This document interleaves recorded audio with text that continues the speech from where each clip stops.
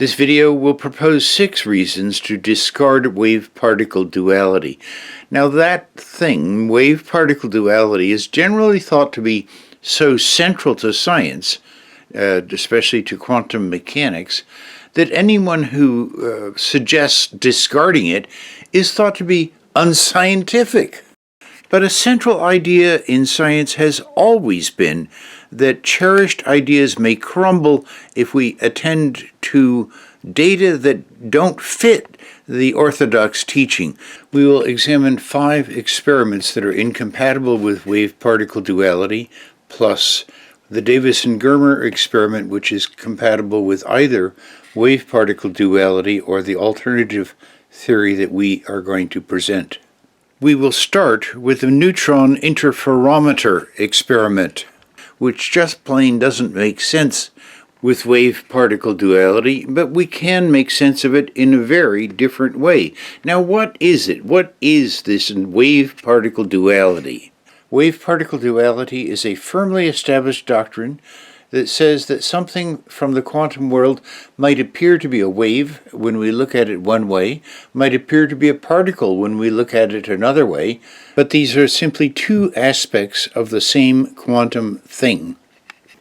This video is an appeal to young scientists, teenagers, and those under the age of 30, to discover here an opportunity for them to build a reputation by exploring previously unknown regions of science in which research can be done for little or no cost. When we propose discarding a firmly established doctrine, like wave-particle duality, our ideas will inevitably be ignored by the leaders of science, but might catch the attention of young people who would like to hear about a previously unknown continent that needs to be explored. The contents of this video can, by the way, be found in a scientific journal article in a peer-reviewed scholarly journal. At the very end of this video, we will tell you how to easily obtain that article for free. So let's see how this squares with a neutron interferometer experiment. Helmut Kaiser led a team that did research on a neutron interferometer. They took neutrons from a nuclear reactor in the upper left, which came down and entered the blue rectangle, which is a neutron interferometer, within which they bounced off various silicon blades. The blades split the beam into 2 beams, psi1 on the bottom, psi2 on the top, and then the 2 beams were recombined with each other in the right-hand side before they left the interferometer and were seen by a detector. Just at that point where the 2 beams, psi1 and psi2, split, there was an oscillating aluminum plate which caused the phase of the 2 waves to be different than each other, and therefore when the 2 waves recombined before leaving the interferometer, the detector saw a sine wave, which is to say wave interference. Now, bismuth is a metal, the 83rd element, which slows down neutrons and neutron waves. They put a sample of bismuth in the upper beam, psi2, but not in the lower beam. The size of the sample varied from 0 to 5 millimeters to 10, 15, and 20 millimeters of bismuth. When they put bismuth into the upper stream, it slowed down the upper wave packet so that it did not overlap so well with the lower wave packet when they recombined and left the interferometer, and therefore there was a lower height to the sine waves, which is to say less interference. Eventually, when they reached 12 millimeters or more of bismuth, there was no more interference at all. Apparently, the upper wave packet had been so delayed by the bismuth that it missed the boat, and the lower wave packet had already left the interferometer before the upper wave packet got there. That is shown in this graph, in which you can see D is the thickness of the bismuth from 0 millimeters at the top of the graph down to 20 millimeters at the bottom of the graph, and as the amount of bismuth increases, the height of the sinusoidal curve decreases. Then they repeated exactly the same experiment with one tiny difference, which is that they put a silicon analyzer crystal in front of the detector. Now this crystal has the effect of decreasing the scatter of wavelengths of the neutron beam, but increasing the height of the Gaussian in the center. So it focuses the beam so it penetrates better. However, the analyzer crystal is outside the interferometer, downstream from the interference, and it should increase the penetration into the detector, but have no effect on the interference going on upstream. Right? Wrong. The researchers discovered to their amazement that when the analyzer crystal was present in the experiment, robust interference was restored throughout the interferometer. Even with 20 millimeters of bismuth, there was a robust interference, high sine waves. That is shown on the right-hand side of this graph, and if you pay attention to the yellow area at the bottom, you can compare the effect of no analyzer crystal in the center column versus the presence of an analyzer crystal on the right. The researchers could not explain this, and they said that quantum mechanics can't explain it either. They said, well, maybe somehow the analyzer crystal was selecting out those few neutrons who still showed evidence of wave interference. Their explanation was sort of like doing CPR, cardiopulmonary resuscitation, on a dead data set, and thereby restoring a heartbeat to a zombie data set that was dead because of the absence of any wave interference. They said that their analysis of the data showed it to be like Wheeler's Smoky Dragon, where you don't know what's going on until suddenly a dragon appears out of the smoke and mist and you can't explain it. It's very unusual in a scientific journal like Physical Review A, where this was published, to show a cartoon of a smoky dragon because you can't really explain the data, and that is what they published. What if we pay attention to what the data actually say, instead of invoking a smoky dragon to explain away data that we don't like?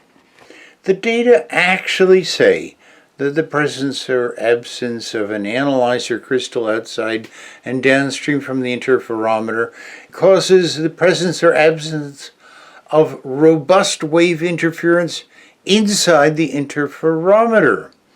Whether you like it or not, and most people don't like it, that's what these experimental data actually say.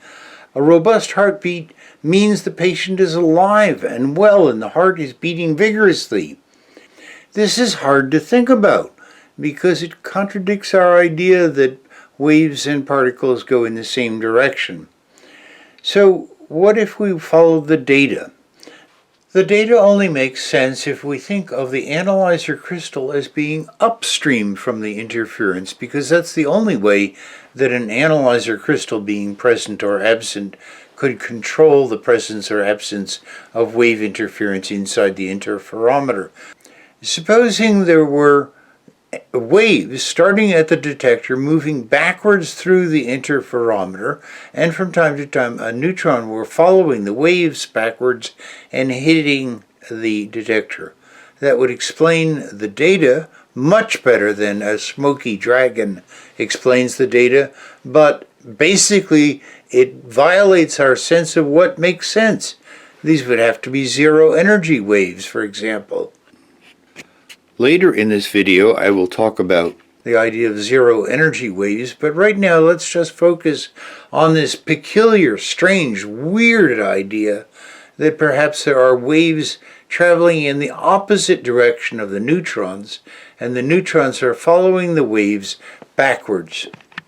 When we allow ourselves to look at actual experimental data, we will find quite a few experiments which go along these lines and show that wave-particle duality is wrong. I know this sounds crazy and impossible that particles could follow waves backwards. But that's what happens in science. Every once in a while, an idea comes along that is a paradigm shift that makes no sense from the viewpoint of the previous paradigm, the previous way of thinking. Consider what happened in 1912 when a guy named Alfred Wegener dreamed up the idea of a supercontinent named Pangaea. He's the one who coined the name of that continent because he's the first one who ever thought of such a supercontinent that subsequently split apart and all the current continents drifted to their current position. Every scientist on Earth said this was a stupid, wrong idea, not even worth discussing. It was evident to every thinking person that there was no force on Earth strong enough to split up a supercontinent and cause continents to drift across the oceans. Even Wegener's father-in-law said that it was a crazy and stupid idea. So, in this video, I'm planning to show you a crazy and stupid idea about wave-particle duality. And I claim that if you walk with me in this direction, you will discover an astonishing new way to think about chemistry and physics, and you will learn a viewpoint that is devoid of quantum weirdness. Now, we have to talk about the direction of time. Some people get confused and think that if waves are going in one direction and particles in the opposite direction, then time must be reversed. But not in this theory. In TEW, the theory I'm promoting in this video, time only goes forward. It never goes backwards. Thus, if an elementary ray is moving eastward, then a particle follows that ray, but the particle moves westward with time going forwards in both cases. Time does not reverse. If an elementary wave travels south-southwest, then a particle follows that wave north-northeast, but in both cases the time is going forwards. This video presents 6 reasons to discard wave-particle duality. We will discuss many experiments that cannot be explained by wave-particle duality. We have finished our discussion of the neutron interferometer experiment.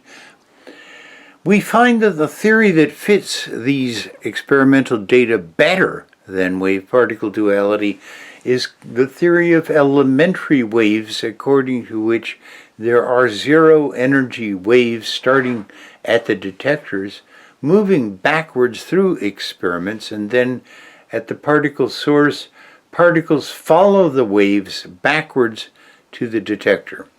Later in this video, I will talk about zero-energy waves and the mathematics of these unusual waves.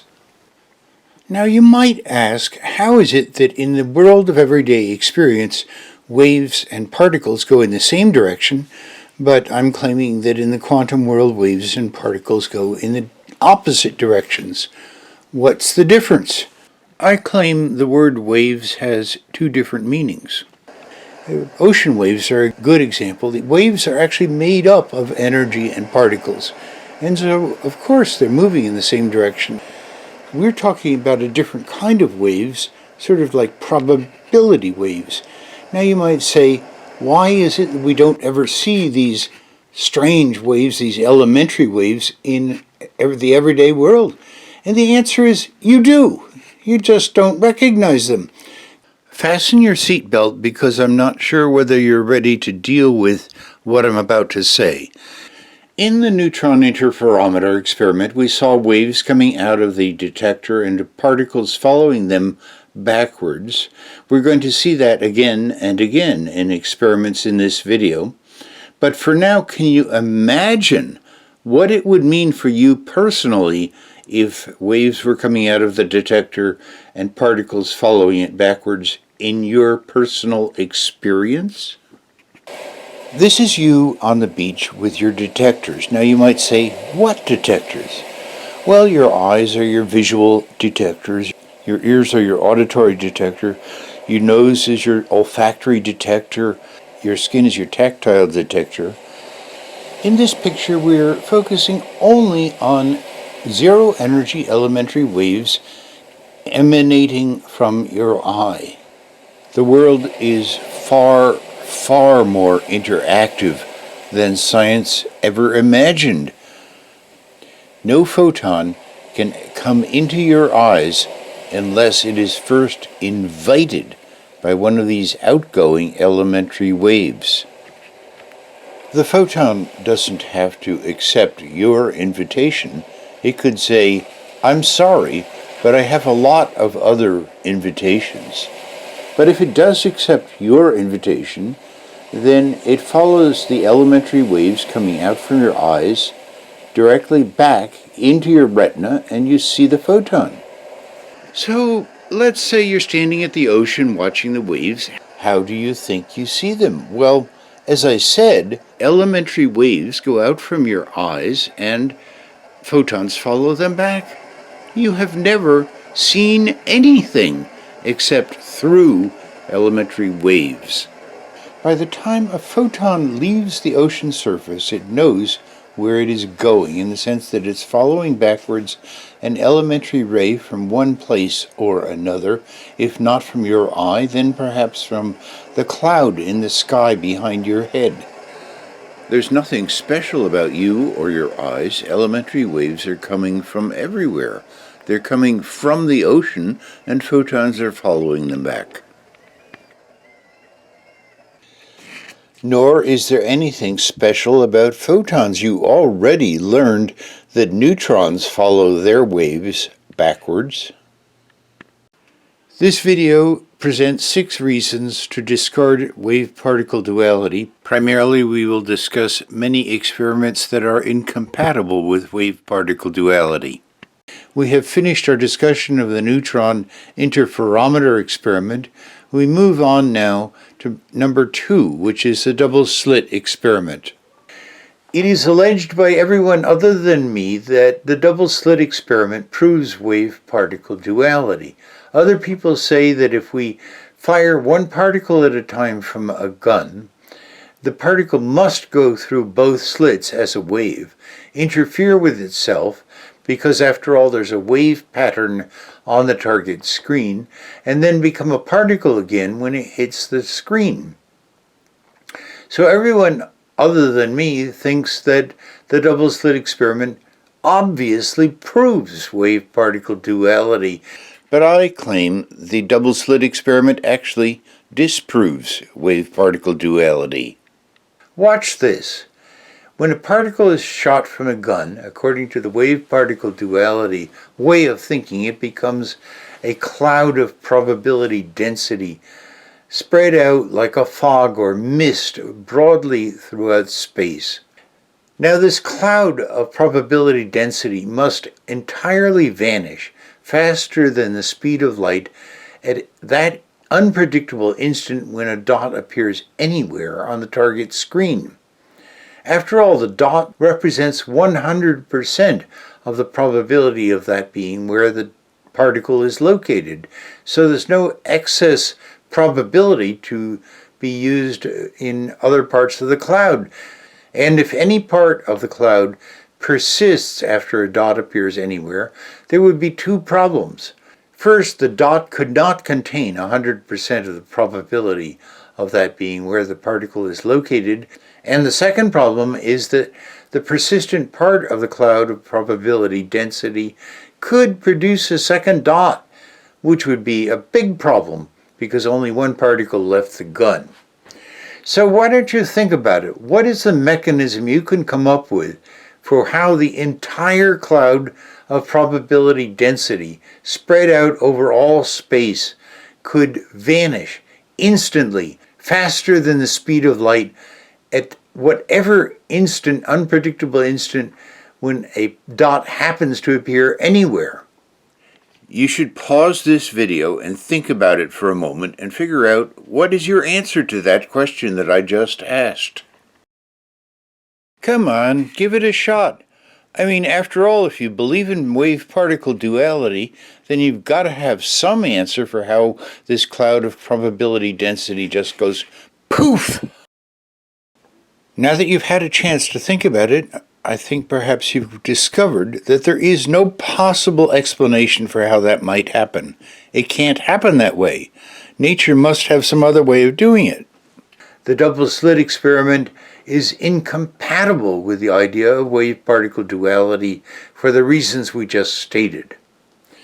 Now, in the previous experiment, we found evidence of waves, we'll call them elementary waves, zero-energy waves that start at the detector, move backwards through an experiment, and trigger a particle to follow the waves backwards to the detector. Let's consider such elementary waves in a double-slit experiment. Double-slit experiments produce the same results with electrons, photons, atoms, even huge molecules. In the TEW model, waves start at every point on the target screen, move towards the double-slit barrier, and penetrate the two slits backwards. The wave penetrating slit A interferes with the wave penetrating slit B backwards, and so they interfere with each other as they impinge on the particle gun.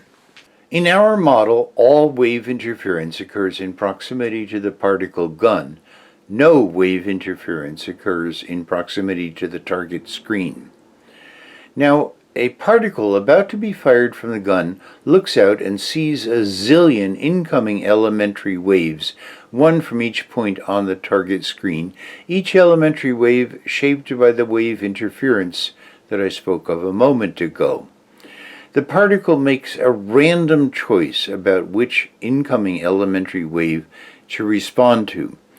Now let's say that a particular elementary wave from point alpha on the target screen happens to be the one that triggers the particle to follow the wave backwards. Then as the particle leaves the gun, wave function collapse occurs and it becomes a deterministic experiment. The particle is no longer subject to any wave interference. It follows its particular chosen elementary wave backwards with a probability of 1, going through only one of the two slits, it doesn't matter which slit, and inevitably strikes point alpha from which its elementary wave is emanating. It's easy to show that this mechanism will produce the expected wave pattern on the target screen. Much has been written about complementarity, meaning that we see a wave pattern on the target screen only if we do not know which slit a particle used. We claim that complementarity is caused by the equipment and not caused by human consciousness. In order to know which slit is used, we have to introduce a tiny lamp and detector inside the experiment. Let's say that it's a lamp that emits an infinitesimal amount of energy, and let's say that the particle carries a huge amount of energy. Perhaps the particle is a buckyball with 60 carbon atoms. The infinitesimal amount of energy from the lamp poisons the elementary waves, which carry zero energy, poisons those waves as they pass backwards through the two slits, so that the elementary waves lose their superposition additivity. By this we mean that the wave from point alpha through slit A no longer adds together with the wave from point alpha through slit B. As the waves from point A and B move towards the particle gun, there is no wave interference. Since there is no way to draw a picture of elementary waves going through slit A and B and not interfering with one another, therefore I've drawn some wiggly lines that symbolize that. Now the wave pattern on a target screen, what does it mean? That wave pattern is a picture of the wave interference of elementary waves impinging on the particle gun. But we just said that if there's a lamp in the experiment, there is no wave interference, and therefore the final pattern on the target screen will show no wave interference. As we turn the little lamp off and on and off and on, notice what happens to the wave interference impinging on the particle gun and what happens to the pattern on the target screen. This explains complementarity. As I said, in 1912, when Alfred Wegener introduced the idea of Pangaea, a supercontinent that split apart, all scientists on Earth denounced his idea as absurd, too absurd to even discuss because, they said, after all, there's no force on Earth strong enough to move continents around the face of the oceans. 17 years later, Alfred Holmes concocted this peculiar idea that maybe, just maybe, there are convection currents inside the Earth's mantle, and perhaps those convection currents cause continental drift. But by that point, Alfred Wegener and his stupid idea of Pangaea had been forgotten and was no longer considered to be part of science. In this video, we are addressing the absurd and stupid idea of experiments that cannot be explained by wave-particle duality, such as the double slit experiment cannot be explained. How many scientists agree with the viewpoint expressed in this video? The answer is simple: none. This makes it an opportunity for young scientists because it's an important area to do research in, and no experts are interested, leaving the field wide open, and especially where research does not cost much money in this area. Established scientists just aren't interested in this subject. They don't pay any attention. It's not that they argue against it. They simply are, well, you might say, asleep. If you ask any scientist, what do you think of TEW? They will say, what? Never heard of it. This video about 6 reasons to discard wave-particle duality is basically a discussion of many experiments that are incompatible with wave-particle duality. We finished our discussion of a neutron interferometer experiment, and we're halfway through our discussion of a double slit experiment, but along the way here, we stumbled across TEW, an alternative theory that presents itself as fitting the empirical data better than the theory of wave-particle duality.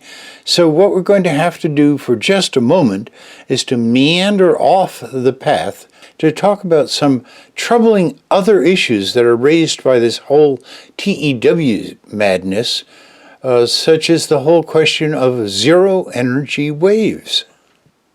Now, many viewers would think that there is no such thing as zero-energy waves, and if there were such a thing, they couldn't do anything because they have zero energy. But that is a very peculiar way of thinking. Think of Schrödinger waves. Schrödinger waves convey zero energy. They may carry a Hamiltonian operator, but they do not carry any raw energy. Schrödinger waves are simply elementary waves going in the other direction. Neither Schrödinger waves nor elementary waves push nor pull particles. Neither of them do any work. They are zero-energy waves, and if you want to discard all zero-energy waves, then you will need to discard all of quantum mechanics, which, by the way, is the most accurate and productive science that humans have ever had, the source of our entire high-tech economy. Now, when we say that quantum mechanics is the most accurate science we've ever had, what do we mean? We mean that the probability predictions of quantum mechanics are dead accurate. But does quantum mechanics use probabilities? No, it doesn't. It uses the square root of probabilities, which are called amplitudes or wave functions. But that's an awkward thing, because every probability has 2 different square roots, plus psi and minus psi.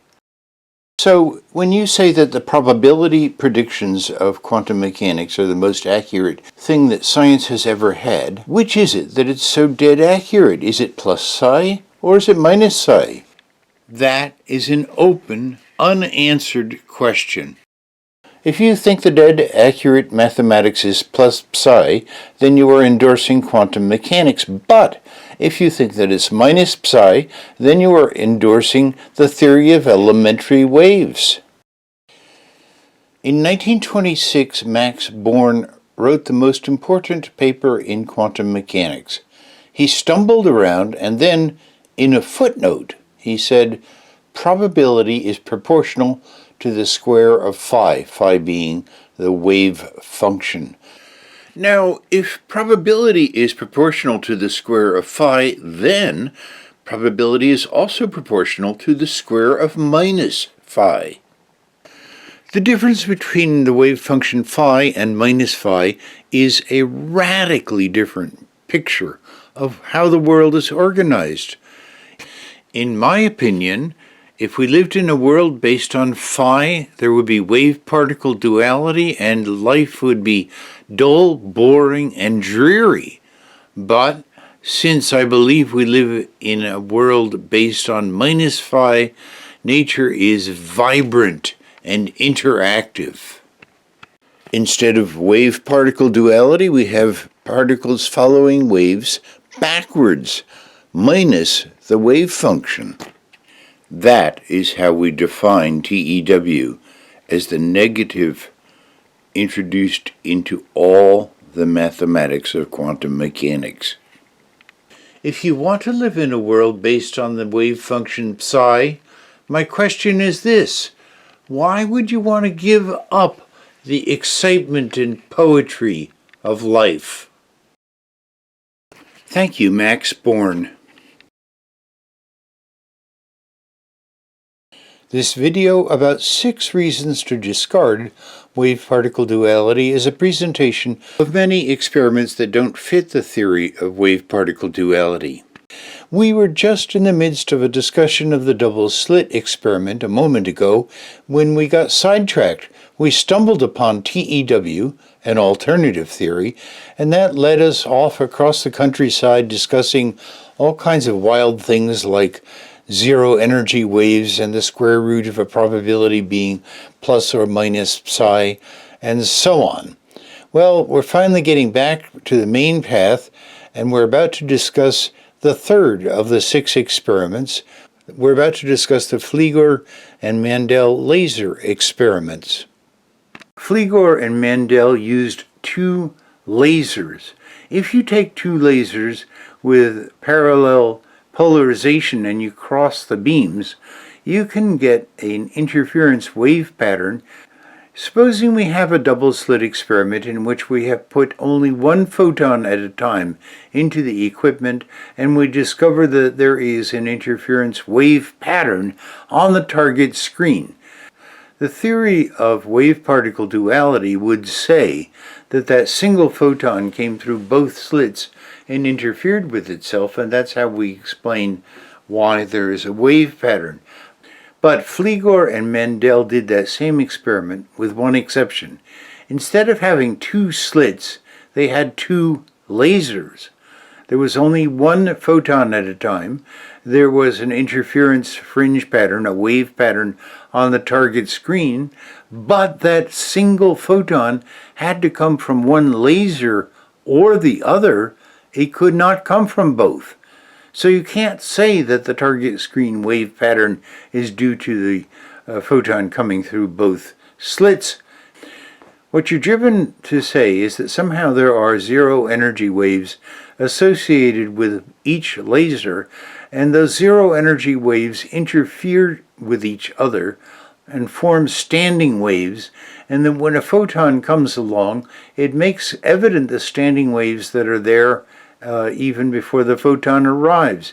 Like a kayak going down a river with standing waves in the river, the kayak is different than the waves, and therefore wave-kayak duality is wrong. This Fligor and Mandel experiment does not tell us which direction the waves are going. If the zero energy waves are going from the lasers to the target screen, we would call them pilot waves. If they're going in the other direction, we would call them elementary waves. So as I said, no leading scientists agree with us in this theory of elementary waves because it is a paradigm shift and therefore sounds like gibberish, nonsense to people trained in the old paradigm. But that makes it ideal for young people because it's an area of science in which little or nothing has been done, so it's wide open for new experiments. We have designed other experiments in which TEW and quantum mechanics would produce divergent outcomes. No one has ever conducted those experiments, the design of which can be found in the article cited at the end of this video. It's incorrect for me to give you the impression that no scientists agree with this idea. It's true that no scientists have had the courage to go out in public and say, I endorse TEW, but there's a hidden system that protects them. The system works as follows. I write a scholarly article. I send it off to a reputable scientific journal. The editor sends that article out to peer reviewers, which is scientists whose names are protected by anonymity. More often than not, those scientists tell the editor, yes, publish this. So there's anonymous enthusiasm for the creativity and interesting ideas of TEW.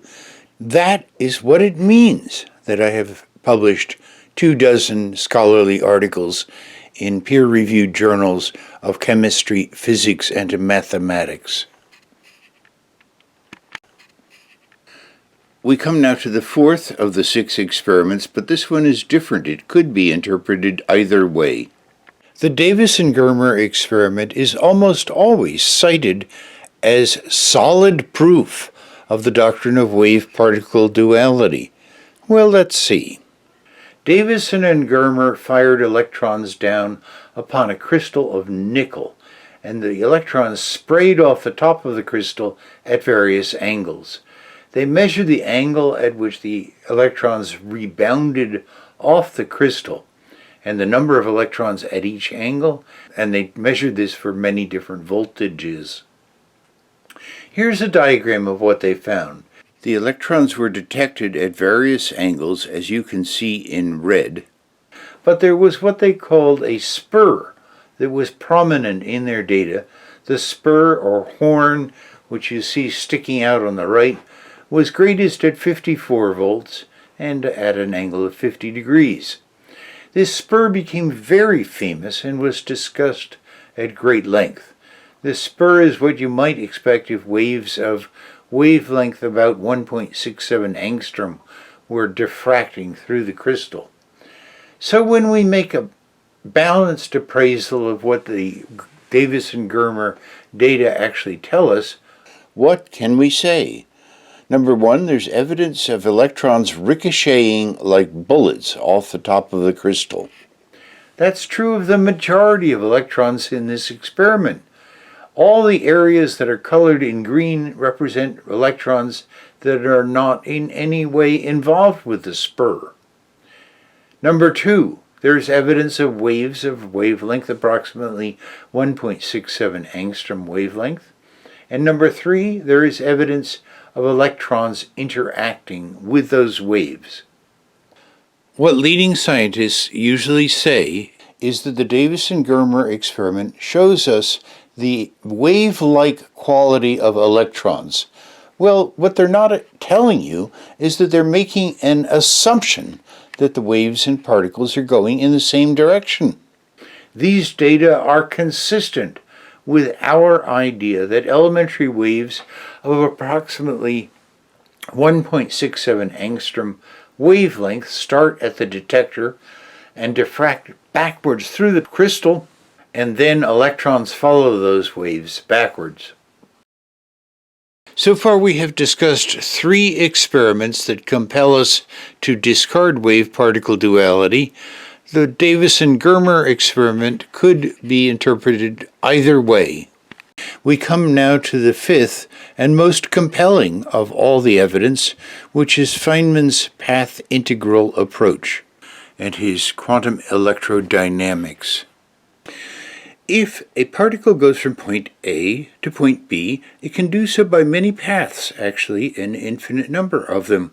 Feynman integrates across all the pathways from A to B, searching for the pathway with least action, and ends up defining a propagator, k, which is the amplitude for a particle to go from point A to point B by any path.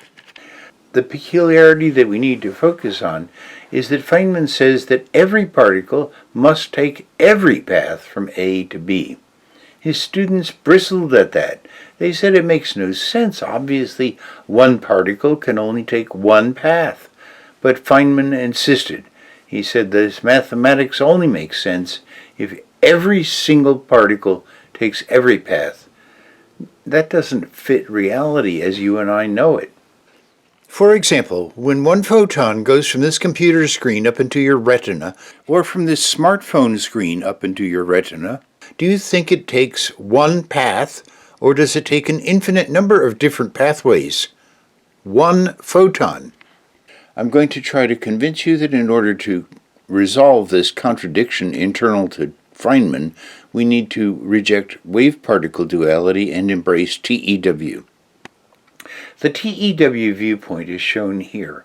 Long before a particle is emitted from point A, elementary waves have already traveled all possible paths from the detector B to the particle source A. When a particle leaves point A, it selects only one path to follow backwards to point B. Think of the paths that you might find in the woods. Obviously, any path can be traveled in either direction. A fact of mathematics is that if you integrate a function from B to A, and then you reverse the bounds of integration, you integrate from A to B, then you get the negative of the original integral. This is important because Feynman integrates his propagator, k, the kernel, from A to B, and we integrate our kernel, the reverse kernel, kr, from B to A. As you recall, Max Born taught us that the probability of something is the square of the wave function phi, which is also the square of the wave function minus phi, and the difference between phi and minus phi is a totally different picture of the world we live in. This is the world governed by phi, and this is the world governed by minus phi. Similarly, Feynman teaches us that the probability is the square of the propagator k, whereas we think it's the square of the reverse propagator kr, minus kr, with a totally different picture of reality. What Feynman is most famous for is Feynman diagrams. Here's a diagram of how a photon goes from point A to point B. The photon is called Germa. It goes up, splits into an electron and positron, goes around the little circle. The two collide and annihilate, and the energy is carried off by another photon which goes down to point B. Because there are two junctures in this diagram, it's called a second-order Feynman diagram. Here's a more complicated Feynman diagram with 4 juncture points, actually 6 juncture points, and it's therefore called a sixth-order Feynman diagram.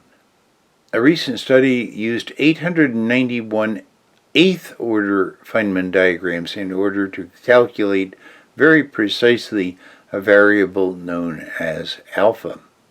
But here's the thing, the entire study of all Feynman diagrams is based on the assumption that the more Feynman diagrams you shovel into your pile of to be analyzed by computers, the more accurate your result will be. Now, why is that? Why the more Feynman diagrams, the more accurate? Well, Feynman insists it's because every particle takes every pathway, and his students say, that's absurd. And TEW solves the problem, because the elementary waves do take every pathway, and thus justifying why the more Feynman diagrams you use, the more accurate your calculation.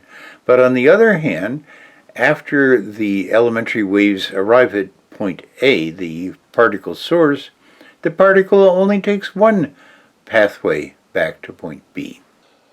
But let's admit it, TEW is pretty wild. I mean, just think of it. It's so strange that every single rod and cone in your retina is putting out an infinite number of elementary rays in all directions, and a whole cluster of them converge on a point on this computer screen, and then at random a photon chooses one of them to go back, the pathway to go back up into your retina. I mean, like, it's wild. But consider the competition. There is universal consensus among quantum experts that the quantum world is not properly understood.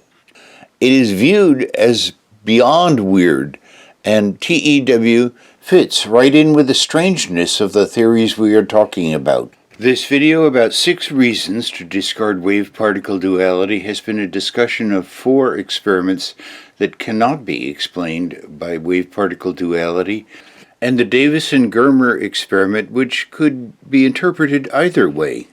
We were just in the midst of a discussion of Feynman's path integral approach, but that material is so rich that it has inspired us to leave the main path and once again meander off across the countryside discussing wave function collapse.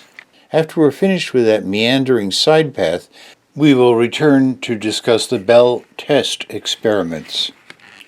A central idea throughout quantum mechanics is wave function collapse. This means the moment when a decision is made. You can see on the left many possibilities, alpha through epsilon. Wave function collapse means that a decision is made and only one choice becomes reality.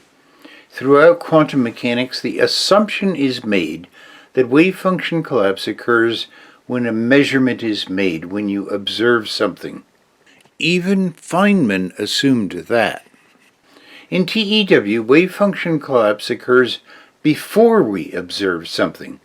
In the Feynman diagrams we've been discussing, each elementary wave represents one possible path, and wave function collapse occurs when a particle leaves point A, choosing only one path to follow backwards to point B, the detector.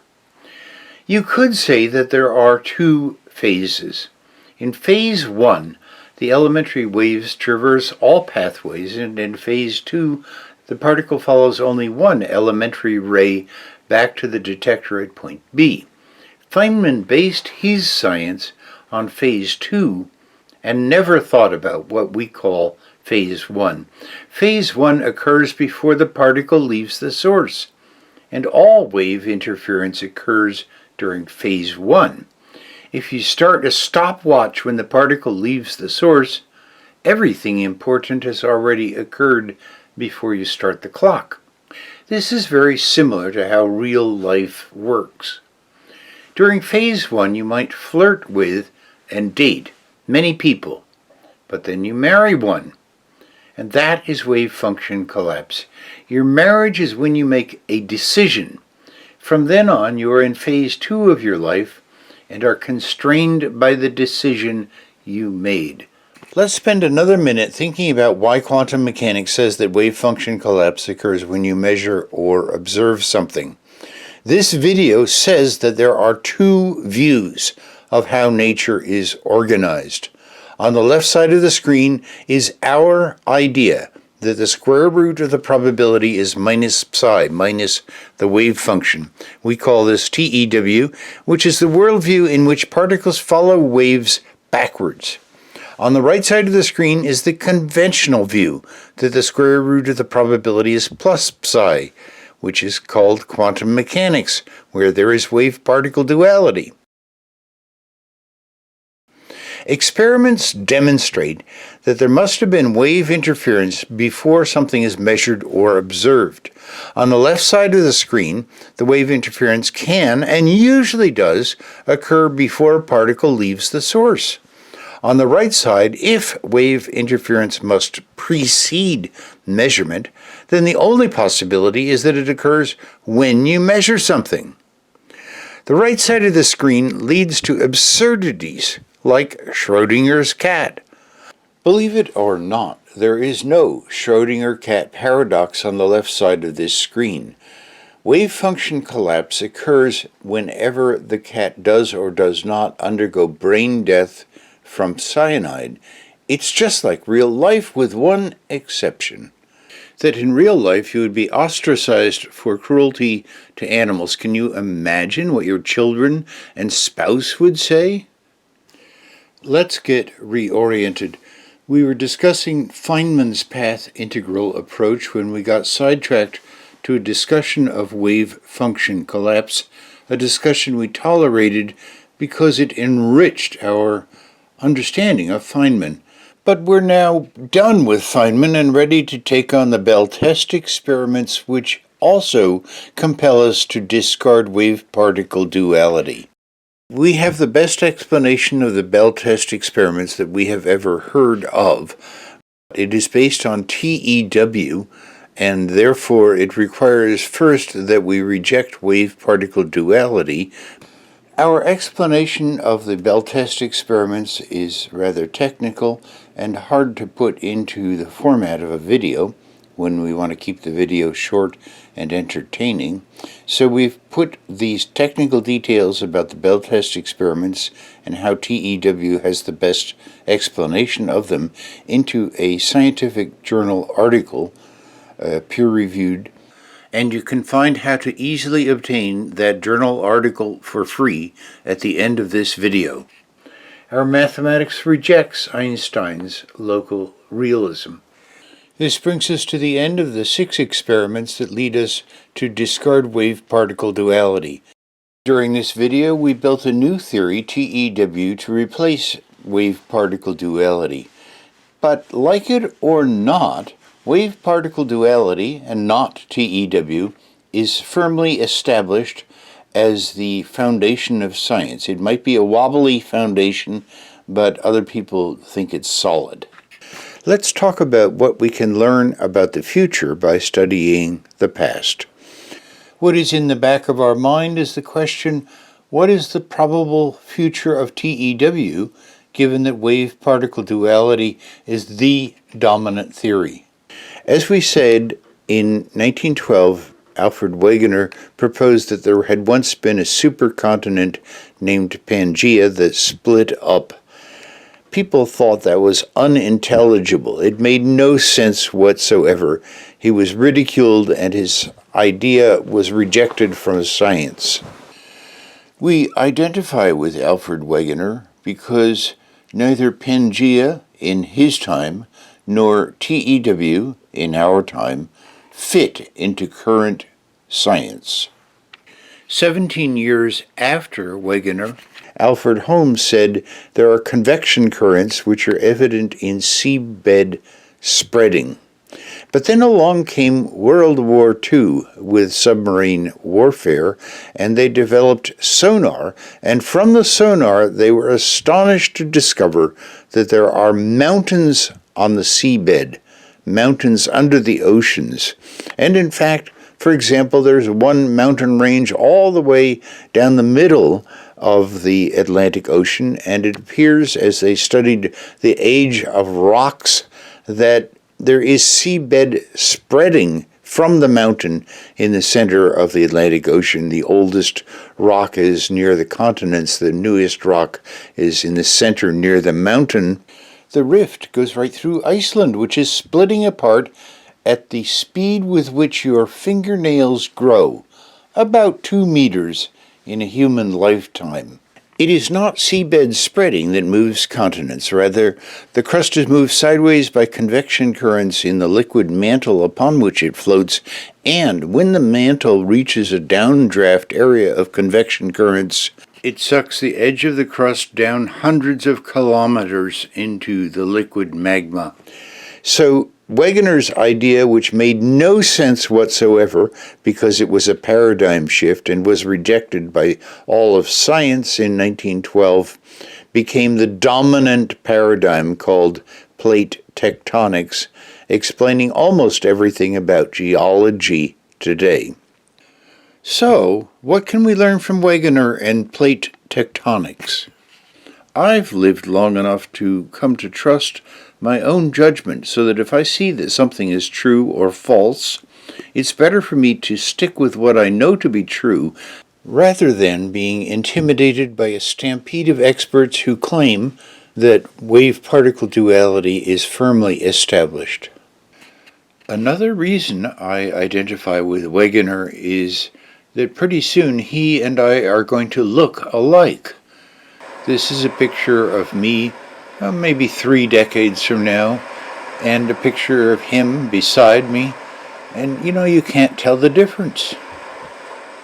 Like Pangea and plate tectonics, TEW, the theory of elementary waves, built on the idea that wave-particle duality is wrong because waves and particles travel in opposite directions, TEW might someday perhaps become central to science. Why? Because scientists today are only studying, and only interested in studying, half of nature.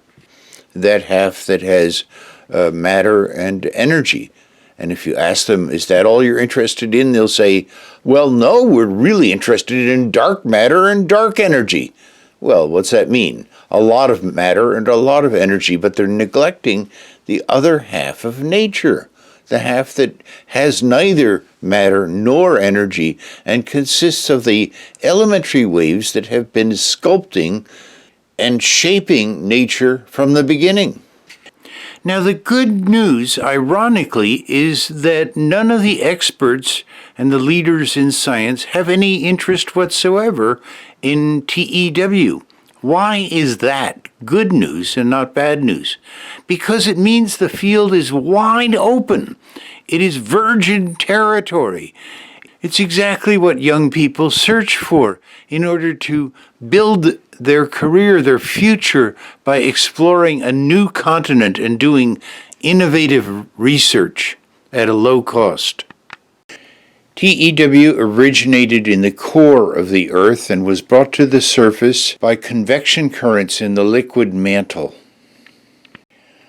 My cousin Louis E. Little found it in 1993 at the bottom of the ocean, lying on the top of the mid-Atlantic ridge. So that's where TEW came from. In order to make everything in this video accessible to young people, we have published everything in this video in a peer-reviewed scientific scholarly journal, which you can find by following this DOI. In other words, type the number in the middle of this screen, shown in black, 10.24297 and so on, into the search engine of whatever web browser you use, such as, Chrome, Google, Firefox, Internet Explorer, Safari. When the article opens on your screen, you will see a button on the right named PDF. If you push that, then the entire article will download into your tablet or smartphone or computer or whatever device you are using. Thank you very much for your attention.